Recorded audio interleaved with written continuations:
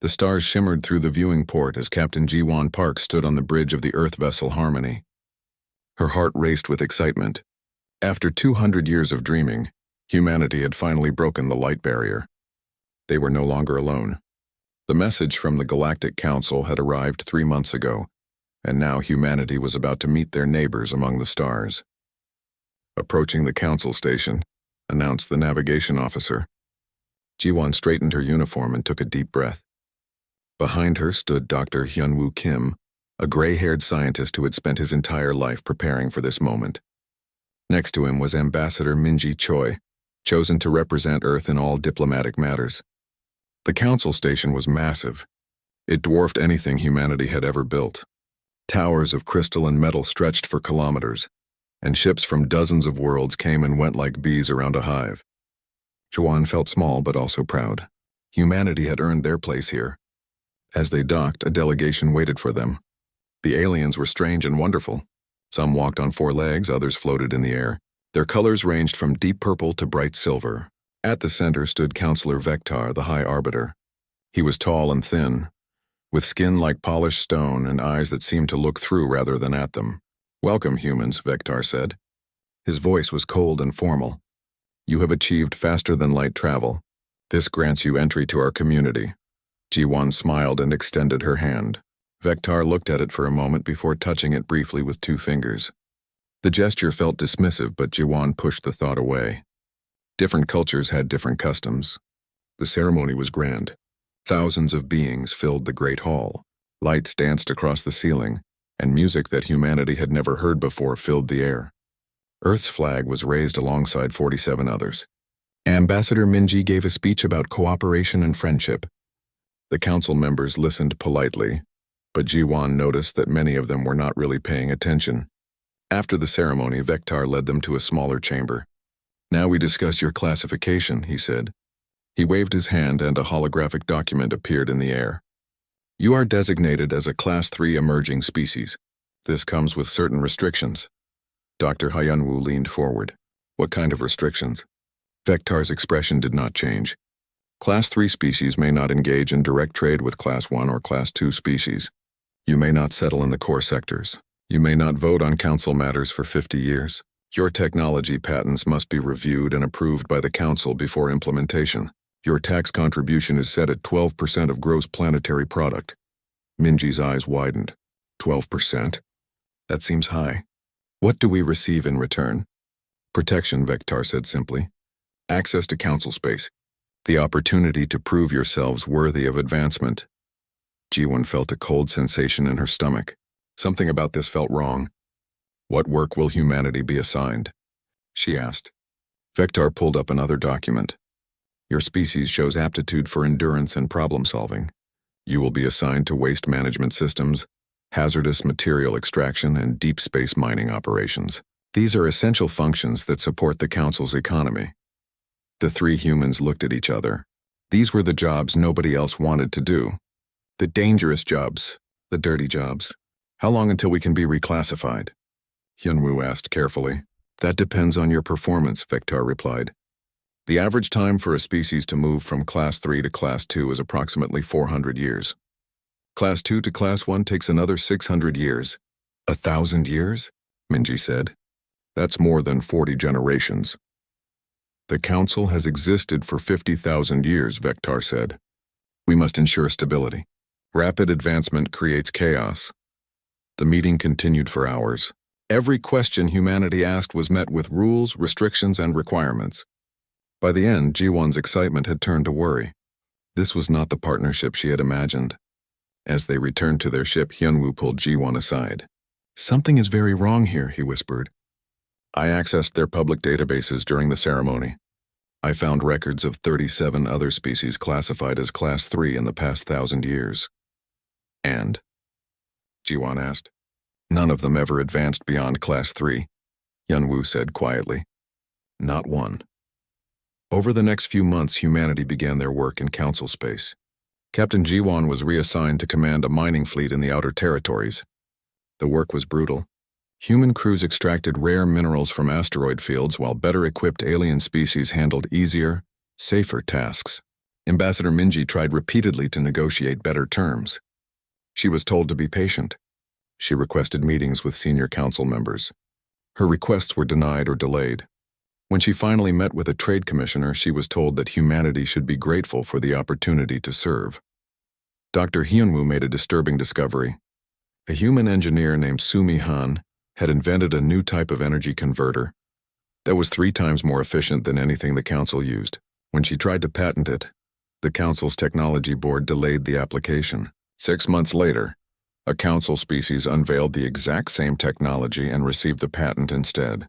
When Sumi protested, she was told that she had no proof of original invention. This happened again and again. Human innovations were studied, copied, and claimed by others. When humans complained, they were accused of making false claims or told that similar ideas had been in development for years. On a mining colony, Commander Daehyun Lee watched his workers struggle with outdated equipment while council species nearby used advanced tools. When he requested better equipment, he was told that Class 3 species must purchase upgrades at full price. The cost was impossible to afford given their tax burden. Back on Earth, people began to question whether joining the council had been a mistake. Videos from the colonies showed humans working in dangerous conditions while aliens supervised from safe distances. Reports of discrimination spread. A human trader was beaten by alien customers who refused to buy from Class 3 scum. The attackers received minor fines. Jiwon received a message from Minji. It contained a single line. "We need to talk privately, urgently." They met on a neutral station, far from council monitoring. Minji looked tired. She had aged years in just months. "I found something," she said, sliding a data chip across the table. "Records that Counselor Thesseron leaked to me. He's one of the few who seems to have a conscience." Jiwon loaded the chip. Her face went pale as she read.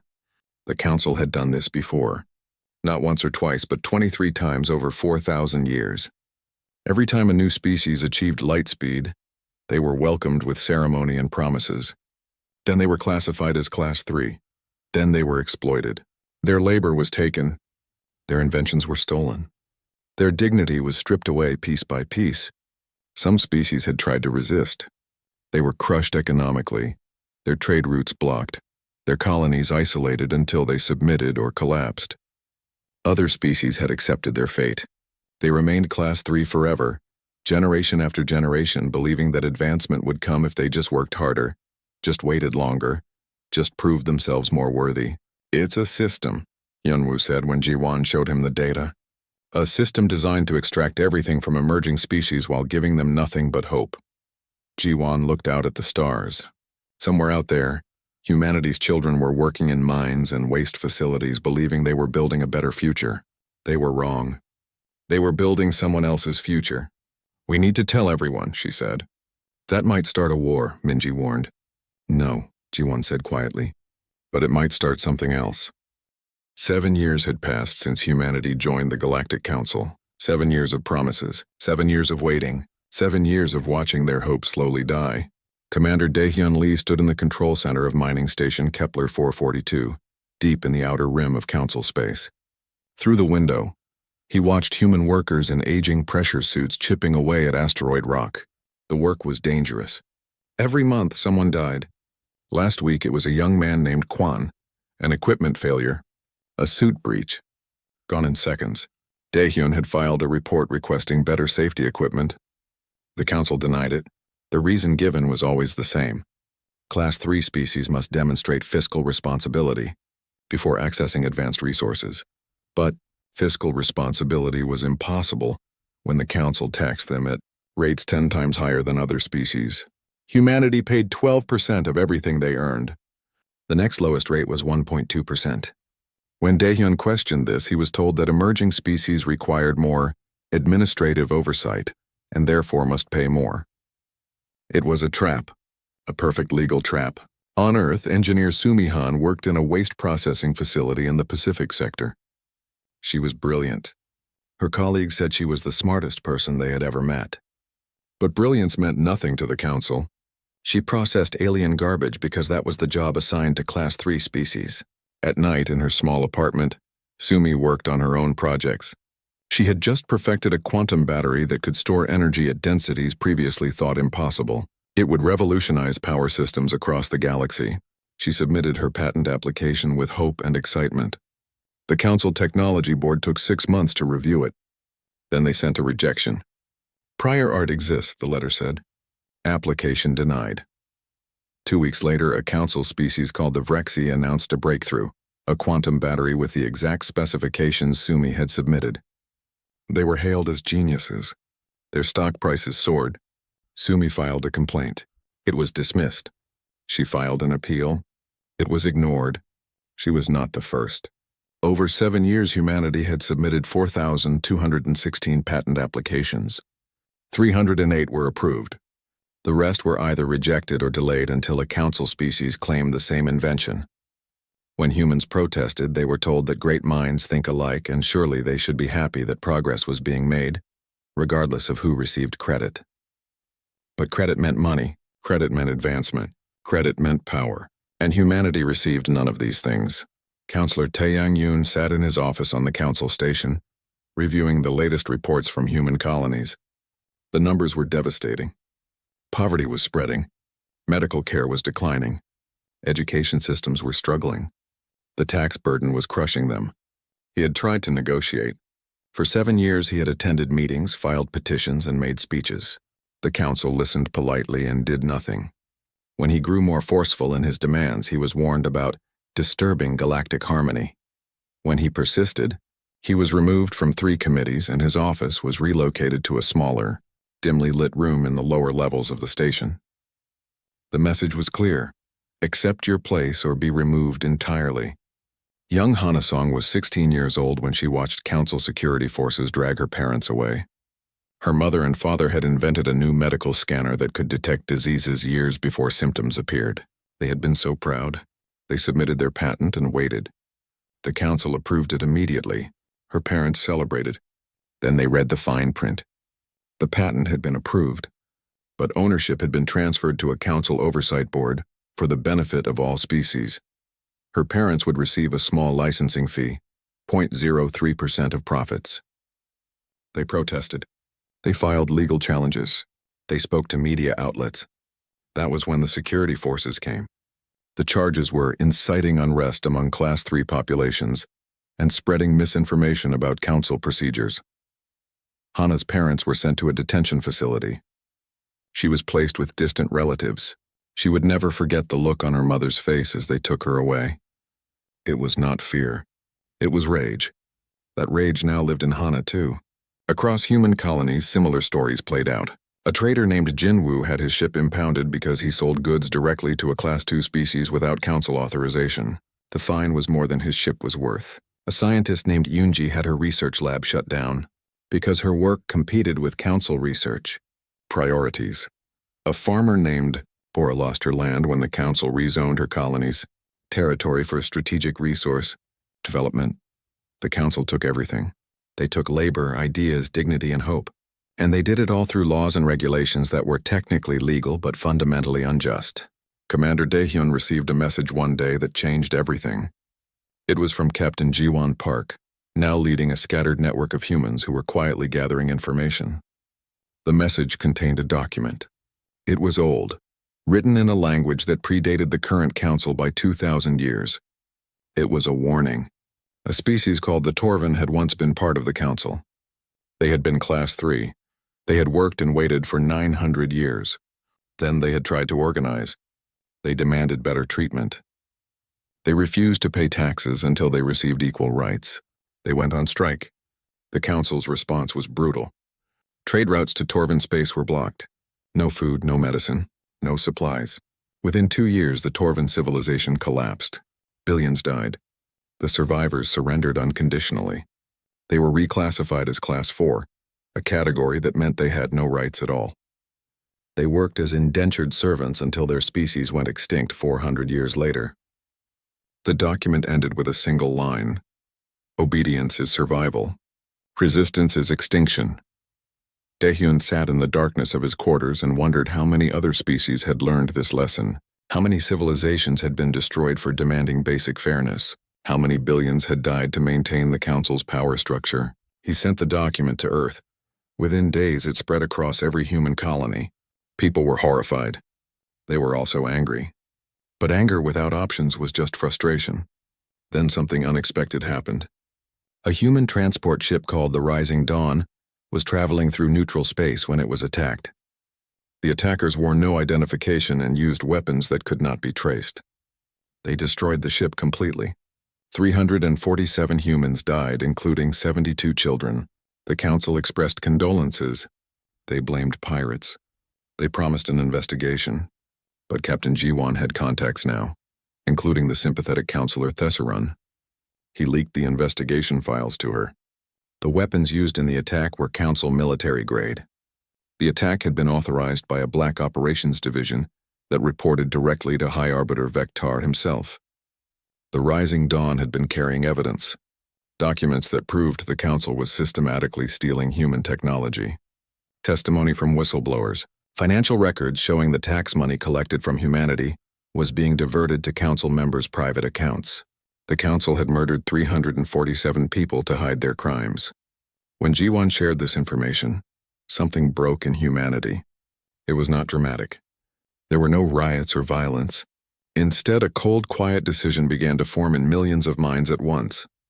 This was not a partnership. This was not a path to equality. This was slavery dressed in legal language and diplomatic smiles. Sumihan stopped submitting patents. Why feed pearls to swine? Daehyun Lee stopped filing safety reports. Why ask permission from people who wanted you dead? Counselor Taeyang Yoon stopped attending council meetings. Why negotiate with murderers? On Earth, in homes and offices and schools, people began asking a question that had been unthinkable before. What if we left? What if humanity simply packed up and walked away? What if they took their ships, their people, their ideas, and their labor and went somewhere else? Somewhere far from the council? Somewhere they could build their own future without chains? It was a radical idea, a terrifying idea. The unknown was vast and dangerous.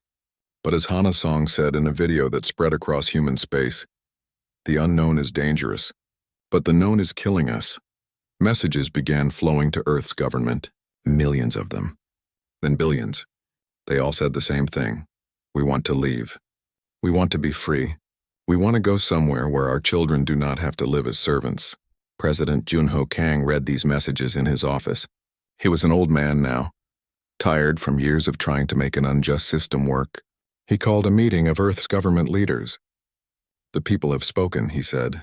Now we must decide, do we have the courage to listen? The debate would last for months, but the seed had been planted, and once humans began to imagine freedom, it became impossible to accept anything less. The exodus began on a Tuesday morning, Earth Standard Time. Fleet Admiral Soo-hyun Nam stood on the bridge of the flagship Unity, watching as thousands of ships lifted off from hundreds of worlds. It was the largest mass migration in galactic history. 3 billion humans, 847 colonies, 16,000 ships, all heading into the unknown. All vessels report ready, said her second officer. We are go for departure. Soo-yun took a deep breath. There would be no turning back. Signal the fleet. Begin the exodus. On mining stations across council space, humans began their evacuation. Commander Daehyun Lee oversaw the final shutdown of Kepler 442 mining operations. But they did not just leave. They demolished what they had built. If we built it, we destroy it, Daehyun ordered. Leave them nothing. Humans dismantled the processing facilities they had constructed. They collapsed the mine shafts they had dug. They wiped the computer systems they had programmed. The council had stolen enough from humanity. They would steal no more. On waste management stations, Sumihan led similar efforts. The massive recycling complexes that humans had designed and operated were shut down.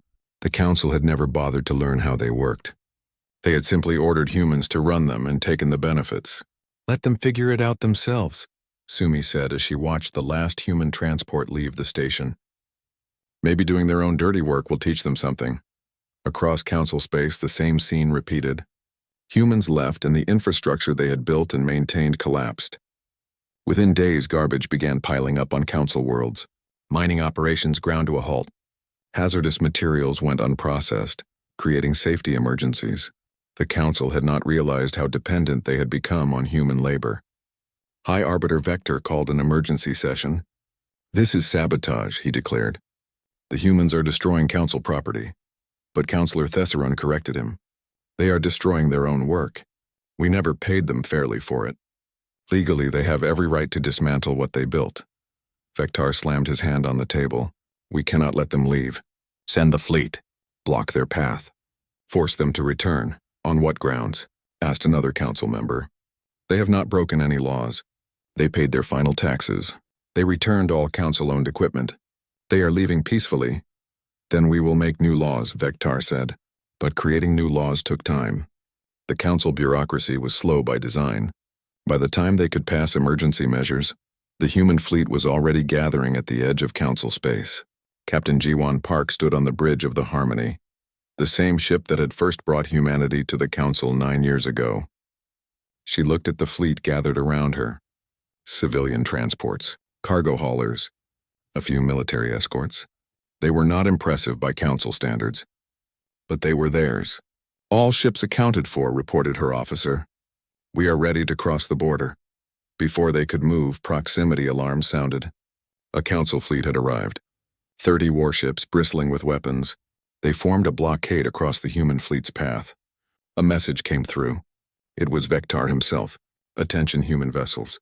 You are ordered to return to your assigned territories. If you attempt to cross the border, we will consider it an act of aggression. Ji-won looked at Admiral Soo-hyun, who nodded. They had planned for this. Ji-won opened a broadcast channel, transmitting not just to the council fleet, but to every ship in the region, every communication network she could reach. This is Captain Ji-won Park of Earth, she began. We are leaving council space peacefully. We have broken no laws. We have paid all required fees. We have returned all borrowed equipment. We are simply choosing to leave a place where we are not wanted. She paused, letting that sink in. Then she continued. For 9 years we worked for the council. We mined your asteroids. We processed your waste. We maintained your systems. And in return, you taxed us at 10 times the rate of other species. You stole our inventions. You imprisoned those who complained. You murdered 347 of our people to hide your crimes. Vectar's face appeared on screen, furious. You have no proof of— I have proof, Ji-won interrupted. She transmitted files. Thousands of them. Documents showing the tax inequality. Patent records showing systematic theft. Communication logs showing council officials planning the attack on the Rising Dawn. Financial records showing where the tax money really went. She sent these files everywhere. To every species in council space. To news networks. To public databases. The council survives by making slaves believe they are partners. But we are not partners. We are victims. And we are leaving. Throughout council space, other species began accessing the files. They saw the evidence. Many of them had suspected the truth but had been too afraid to speak. Now they saw that humanity was not just complaining. They were presenting proof. Vectar cut his transmission. On his flagship, he faced a choice. He could order his ships to fire on the unarmed human transports. But that would prove everything Ji-won had just said. It would show the council as the tyrants they truly were. Other Class 3 species would see. They might rebel too. Or he could let humanity go and hope they failed in the unknown. Hope that within a year or two, they would come back begging for readmission. His finger hovered over the weapons authorization button. Counselor Thesserun sent him a private message. If you fire, you will start a civil war. Half the council will not support murdering civilians on broadcast. Let them go. Let them fail. Prove you were right about them. Vectar lowered his hand. Stand down, he ordered his fleet. Let them pass. The human ships began moving forward. Slowly at first, then faster. They passed through the council fleet without incident. As the last ship crossed the border, Ji-won sent one final transmission. To any species watching, you do not have to accept injustice. You do not have to wait 400 years for basic rights. You can leave. You can build something better. If we can do it, so can you. Then the human fleet jumped to faster than light speed and vanished from council space. Behind them, they left chaos. The council's economy began to falter. Nobody wanted to do the work humans had done. Other Class 3 species began asking questions. Why were they being treated this way? Why should they accept it? Some began organizing. Some began planning their own departures. The council tried to restore order, but the illusion was broken. Everyone had seen the evidence. Everyone knew the truth. Meanwhile, the human fleet traveled for 3 weeks into unexplored space. They entered a region known only as the Dark Reaches. It was called that because council scouts had marked it as uninteresting and had never returned to map it properly. But to human scouts, it was anything but uninteresting.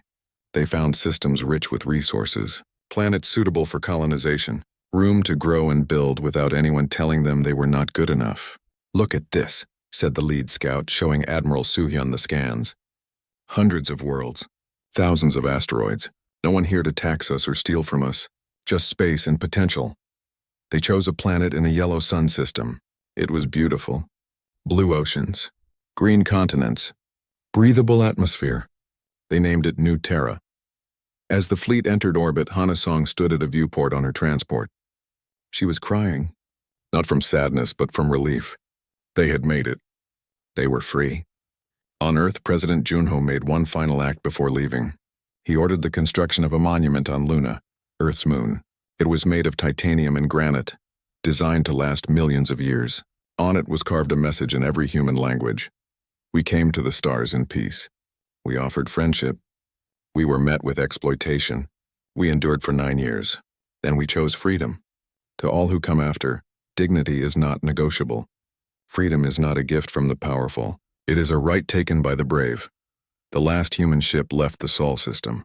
The Council could have claimed Earth then, but they did not. It felt too much like admitting they had driven humanity away, so Earth remained empty, a monument to a species that chose the hard path because the easy path led to chains. And in the dark reaches, humanity began to build again. This time, they would build for themselves. High Arbiter Vector stood in the Great Chamber and looked at empty seats. 7 species had left the Council in the past decade, not to join humanity, but simply because they saw the truth and decided they could do better alone. The Council that had once governed 47 species now governed 38, and that number was falling. "The waste management crisis has reached critical levels," reported one council member. "Garbage is piling up on 20 core worlds. We have offered Class 2 species double pay to take over the work. None have accepted," another spoke. "Mining operations in the outer sectors are at 30% capacity. We cannot find anyone willing to work in the dangerous zones that humans once managed." "Then draft Class 3 species to do it," Vector said. "We tried. They refused. When we threatened them with penalties, they began planning to leave just like humanity did. If we push too hard, we will lose more species." Vector slammed his hand down. "This is all humanity's fault. They destabilized everything. They turned other species against us." Councillor Thesrun, older now and tired of years of fighting for reform, spoke quietly. "No, we did this to ourselves. Humanity simply showed others that they did not have to accept it. In the dark reaches, humanity thrived. New Terra had grown into a massive city that sprawled across 2 continents. 2,000 colonies dotted hundreds of worlds. The human population had grown to 4 billion. And most importantly, humanity had been free to innovate without restriction. President Hana Song stood in her office on New Terra, looking at reports. She was 46 now, elected 6 years ago to lead the human coalition. The scared young woman who had watched her parents dragged away had become one of the most powerful leaders in known space. "The new quantum drives are working perfectly," said her science advisor. It was Sumi Han, who had continued inventing without anyone to steal her work. "We can now travel distances in days that take council ships months." "And the energy grid?" Hana asked. "Operating at 200% efficiency compared to council standards. Our power is cleaner, cheaper, and more reliable." Hana smiled. Freed from restrictions and theft, human innovation had exploded. They had advanced more in 13 years alone than they had in the 9 years under council rule. Dr. Hun-Woo Kim, now ancient but still sharp, entered the office. "Madame President, we have received another request for asylum." "Which species?" Hana asked. "The Torvan survivors. What is left of them? About 300,000 individuals. They heard about us and are asking if they can join our space." Hana remembered the Torvan from the documents she had read years ago. The species that had resisted the council and been destroyed for it. She had thought they were extinct. Their species was nearly wiped out because they demanded basic rights. Hyunwoo continued. "They have lived as Class 4 for 400 years. Slaves in all but name. They finally managed to steal ships and escape. The council is hunting them." Hana did not hesitate. "Grant them asylum. Give them a world of their own. Help them rebuild." Over the next months, the Torvan arrived. They were broken people, scarred by centuries of oppression. But in human space, they found something they had not known in generations: hope. Humanity helped them build new homes, shared technology with them, treated them as equals. Word spread. Other oppressed species began making the dangerous journey to human space. Not all made it. The Council tried to stop them. But those who arrived found sanctuary. The Council watched this with growing alarm. Humanity was not just surviving. They were building an alternative power structure. And worse, they were welcoming everyone the Council had abused. "We need to negotiate with them," said one Council member. "Our economy is failing. Other species are leaving. If this continues, the Council will collapse." "Never," Vectar said. "We do not negotiate with Class 3 species. They are not Class 3 anymore," Thesserun said tiredly. "They are independent. They are powerful. And they hate us. We did this." But Vectar refused to admit fault. The Council tried other approaches. They sent trade delegations, which humanity refused to meet. They offered partnerships, which humanity rejected.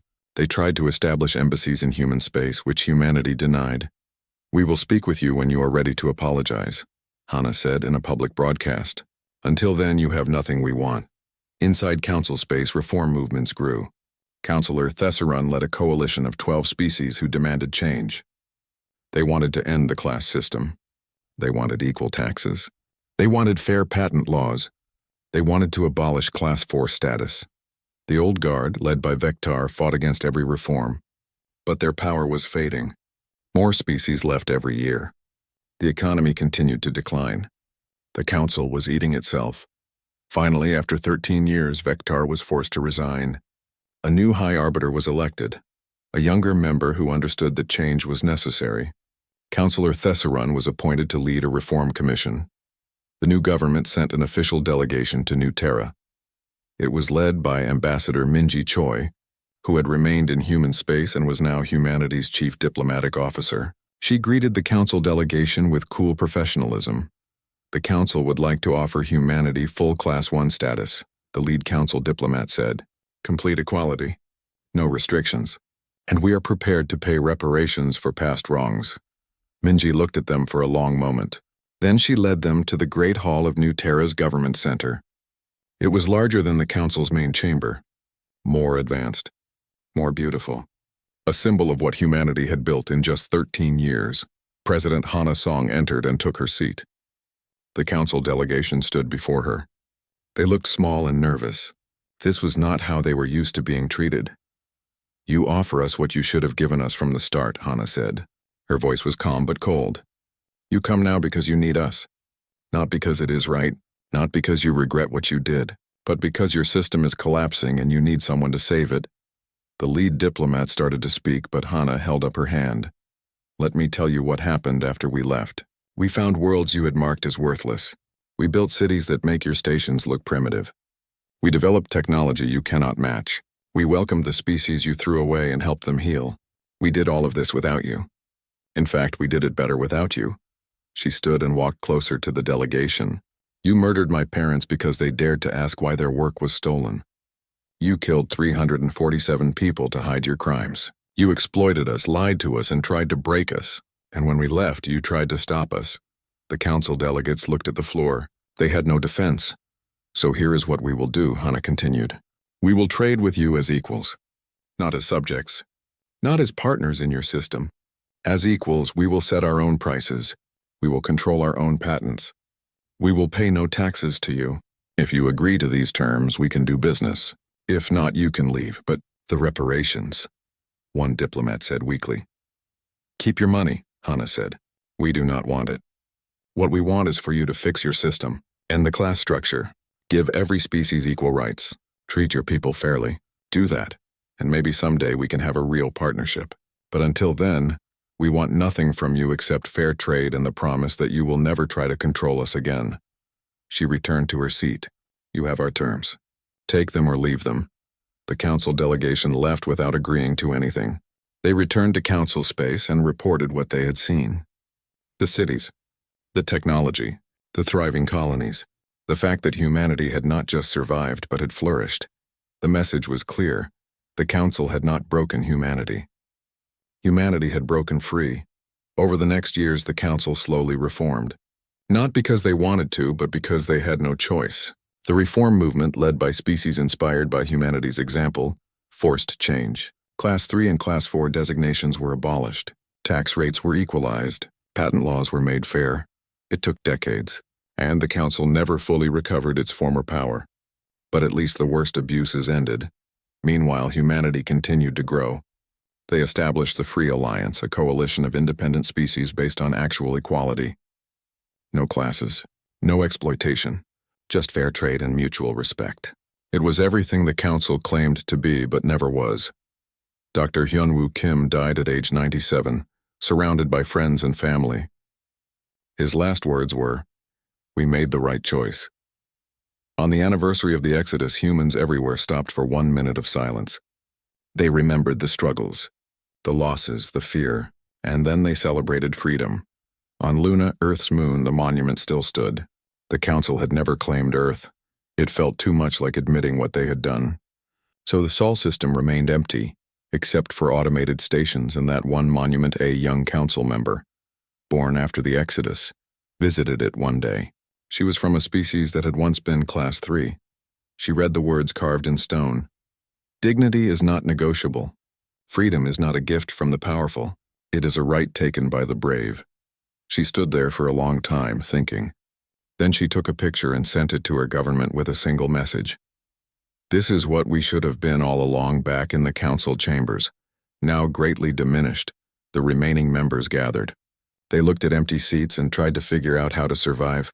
High Arbiter Thesserun, now very old, spoke to the assembly.